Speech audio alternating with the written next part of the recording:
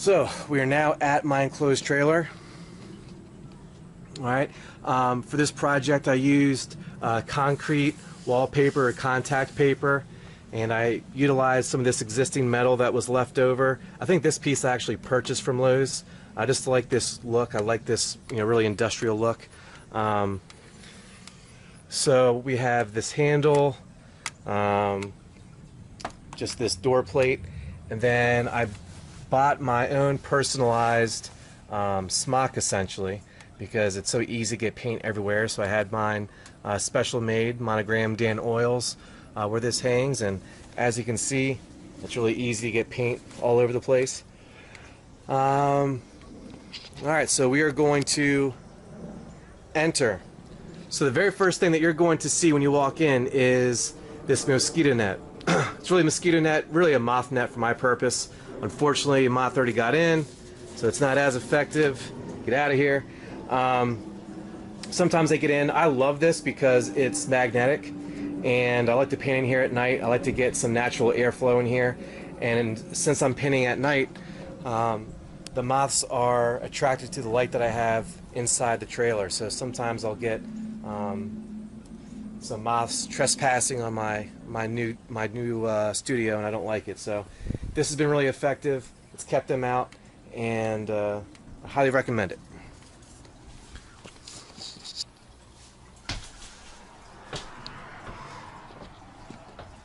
Alright, so starting over here next to the door to the left, you'll see some conduit here. This goes down to one of 3 outlets that I have here.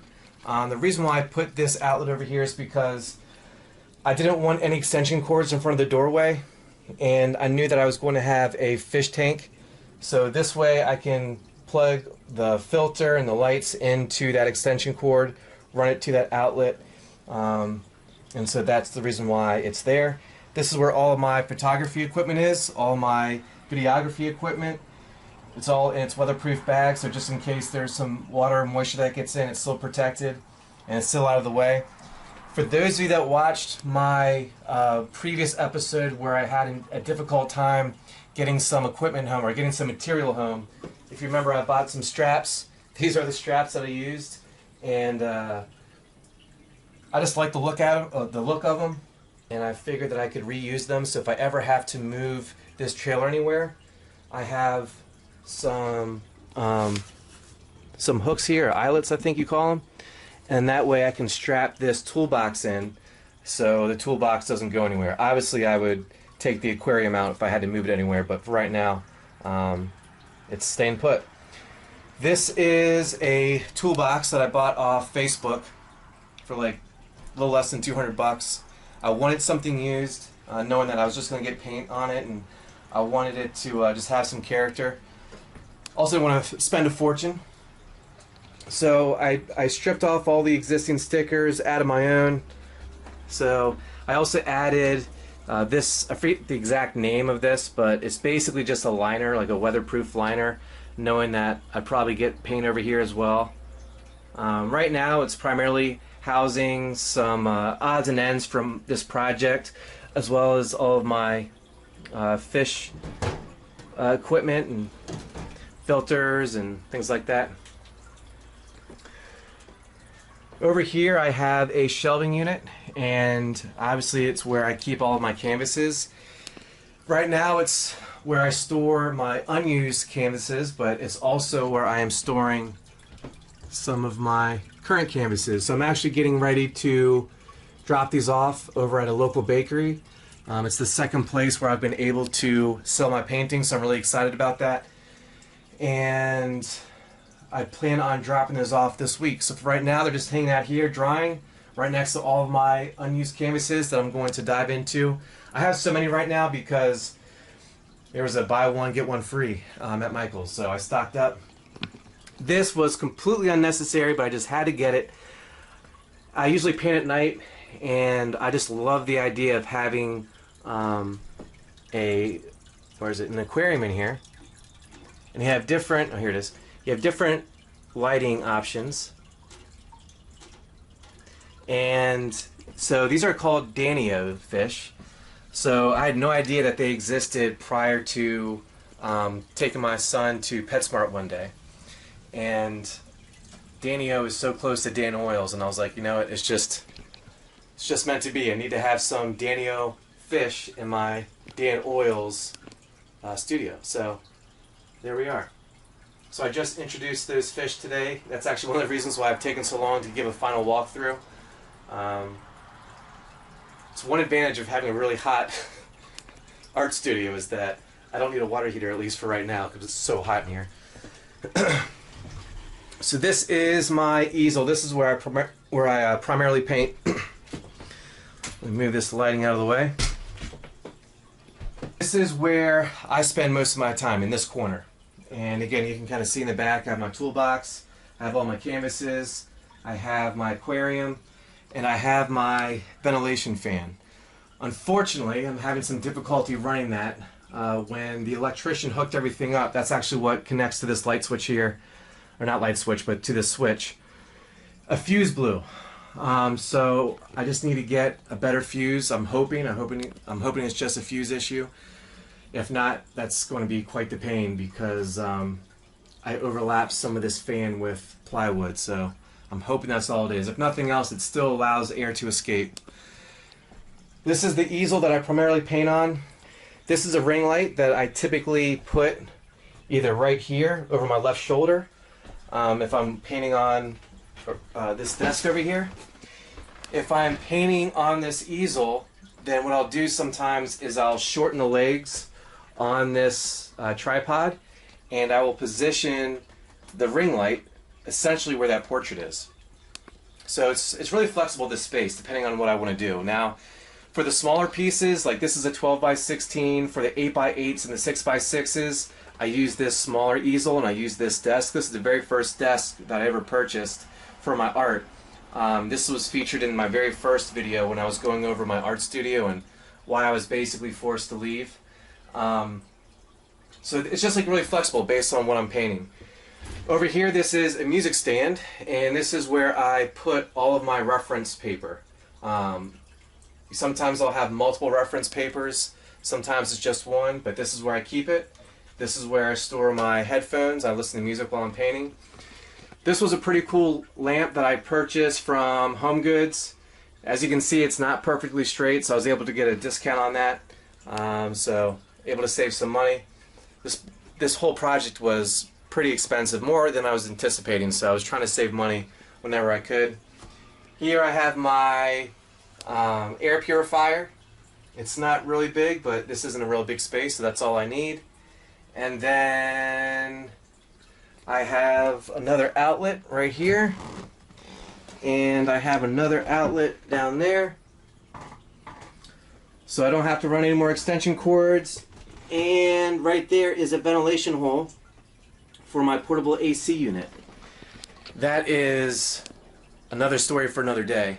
I was supposed to get it a while ago. It's still not here. There's some issue with shipping, but I could definitely use it on a day like today because it's pretty hot.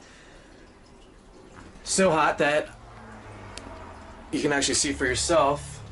91 degrees in here. That is really cool because, well, my initial hope was that I could sit in my house, because it's Bluetooth activated, I could sit in my house and I could figure out exactly what the temperature was in my house. And then my idea was I was going to have a smart AC unit or a smart heater, and I could just control the heater and the air conditioning unit from inside my house. Now it turns out that maybe this is due to all the insulation that I installed, I don't know. I don't know enough about that, but the Bluetooth only connects when you're like either inside or you're at the door. The good news about that is that it stores all the information, so even though I may not be able to connect to it like throughout the entire day, as soon as I sit down in this chair, it updates from the last time I was in here. So it's really helpful for determining patterns and determining peak temperature, low temperature, and also understanding the difference between the temperature in here and the temperature outside. And I'll explain why that's so important later on in another video. The only thing I haven't explained yet is this sign, which I'm sure you've seen by now, but this is one of the last editions. This was made by a good friend of mine who is a woodworker in his spare time, and he's a dad just like me, and so we both have these interests outside of our typical responsibilities, and so he's been a big supporter. And just like with everything else in here, I've gone back and forth as far as where I want to put everything. This is great because I can always see it. Initially I was going to put it up here. Initially this whole arrangement was going to be completely different. If you think back to I think it's my third video titled Division, it's completely different now than what it was supposed to be. And sometimes you just don't know what it's going to be like until you start moving furniture around and just like sitting down and actually painting, and you realize that it's just not as functional, or just not what you may have expected. This is my last painting. I just finished it last night, and I will be, so once my paintings are finished, I move them over to these screws. I think this is the last thing that I haven't quite explained yet. Alright, so let me move this out of the way. Alright, so you understand what this process looks like.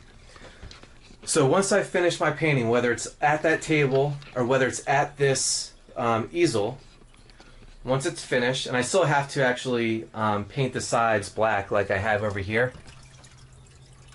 Alright.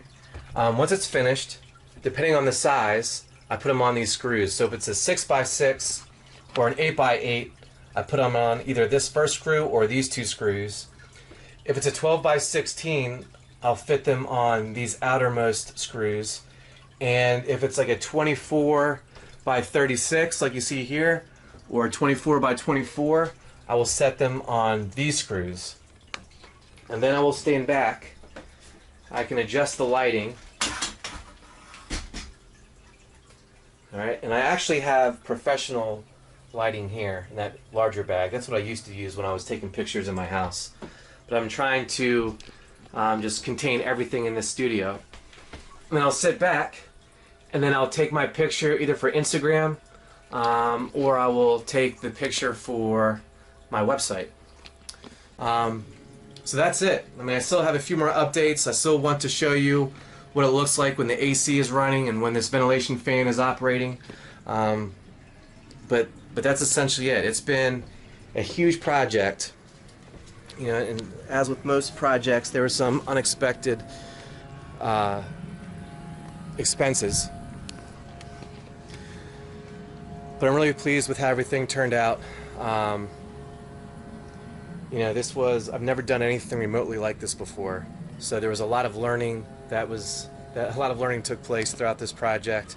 But it was really empowering knowing that I did it all myself, except for the flooring. The flooring was the only other thing that I needed help with. So I hope that maybe you've been inspired to start your own project, or if you're an artist like me and you maybe can't afford like a studio, at least right away, and your current living situation doesn't really allow for your own art studio like it did for me, then this may be an option for you.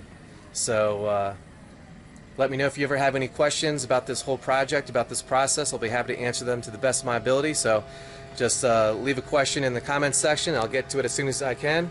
And thanks for following me. Make sure you subscribe, like, share, all that stuff, and I'll see you all later.